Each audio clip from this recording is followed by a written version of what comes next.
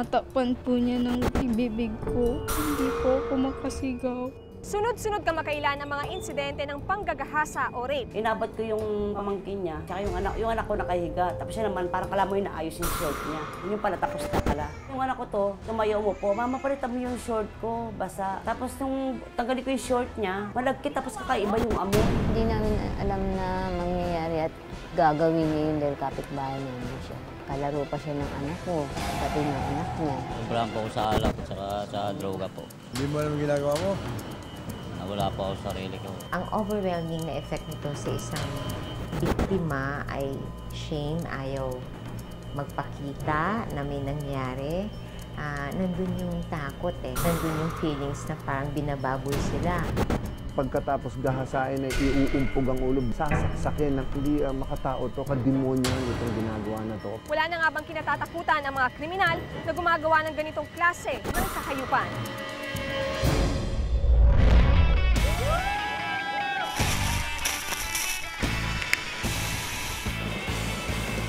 Ngayong tag-ulan, alamin ang mga rainy day destinations at tiyak magbibigay sa inyo ng wet and wild adventure.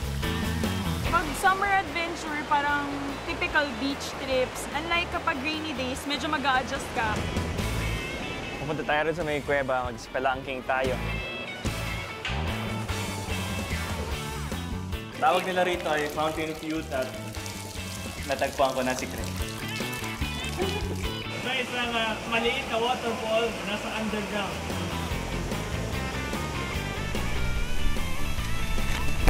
Marami pa rin pumupunta kahit umuulan. So, less expense tapos adventure pa. Sa mga normal na okasyon, yung nasa likuran natin ay yung bagyong malalakas na ating kinocover, pero nasa loob lang tayo ng isang talon, ito yung Kabinti Falls. Feeling ko mas masaya pag umuulan kasi dagdag sa adventure.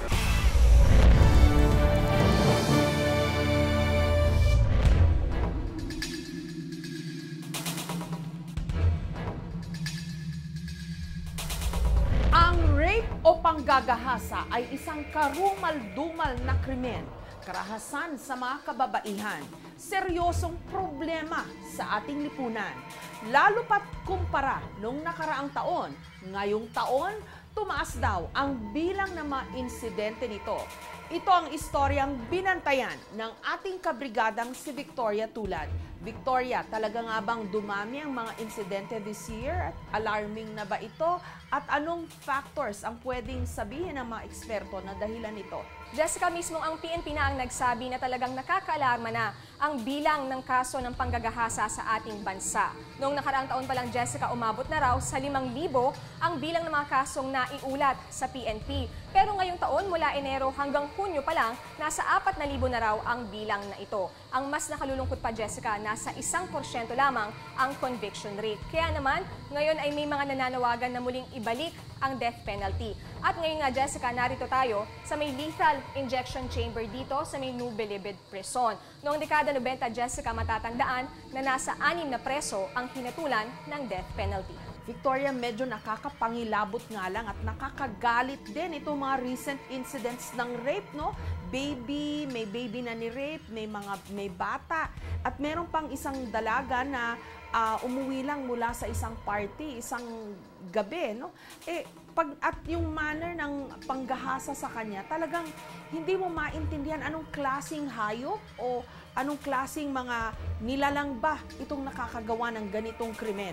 Kaya tuloy hindi mo maiwasan na may mga nag-iisip dapat ibalik talaga yung parusang bitay na yan, although matagal na itong na-abolish. Hanggang ngayon, Jessica, hati pa rin ang opinyon ng mga Pilipino tungkol dito sa death penalty. May mga nagsasabi na ito ang magiging solusyon para mabawasan ang mga krimen sa ating bansa. Pero may mga nagsasabi rin naman na hindi ito magiging epektibo. Bukod dyan, sinasabi rin nila na wala naman tayong karapatan para kunin ang buhay ng ating kapwa. Maraming salamat, Victoria. Ang karumal-dumal na krimen ng rape o panggagahasa, istoryang sinuri at binantayan ng ating kabrigadang si Victoria Tulad.